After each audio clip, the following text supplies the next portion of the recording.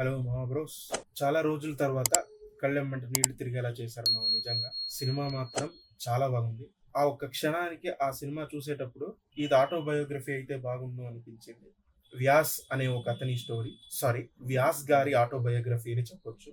ఏం క్యారెక్టర్ మావ అసలు. సినిమా చూశాక మాటలు లేవు. It's a wonderful emotional experience అన్నది క్లియర్‌గా ఉంది మా వ్యూలో.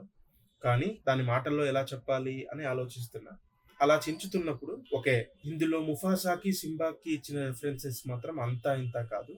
సింపుల్‌గా చెప్పమంటే ముఫాసాకి, సింబాకి ఈ ఎమోషనల్ బాండ్ బిల్డ్ చేసి సెపరేట్‌గా ఒక సినిమా తీసుంటే అది ఈ సినిమా అయ్యేదేమో అని అనిపించింది.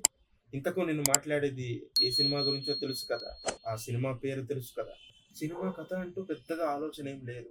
తొందరగా సినిమా చూసేయండి. మిస్ అవ్వద్దు.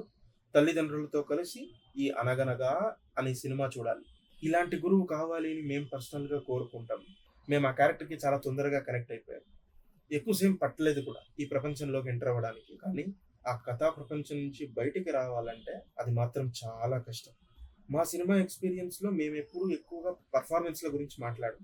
బట్ సుమంత్ అన్న యాక్టింగ్ అయితే ఒక సుమంత్ అన్న అనే కాదు. సినిమా కాస్ట్ మొత్తం చాలా బాగా యాక్ట్ చేశారు. జీవించారని చెప్పాలి. అందులో ప్రత్యేకించి సుమంత్ అన్న గురించి మాట్లాడాలి. చాలా గ్యాప్ తీసుకొని వస్తుంటారనండి. కానీ వస్తే ఒక అద్భుతం తీసుకొస్తారన్నట్టు.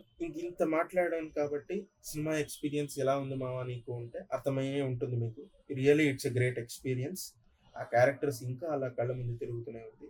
ఎక్స్‌ట్రా కరిక్యులర్ యాక్టివిటీస్ అని తీసేసి ఎక్స్‌ట్రా అకాడమికల్ అని మార్చేస్తే బావుంటుందేమో. అండ్ అన్నిటికన్నా మోస్ట్ ఇంపార్టెంట్ థింగ్ ఇంట్లో పేరెంట్సే స్కూల్ టీచర్స్ అయితే దయచేసి ఇంట్లో పేరెంట్స్ లానే ఉండమని వీఆర్ రిక్వెస్టింగ్ దెమ్. ఇది మా ఒపీనియన్ మాత్రమేనండోయ్. Whereas the cinema give an emotional experience which is unforgettable. అంతే. కలుద్దాం మామ ఇంకో సినిమాతో. ఉంటా.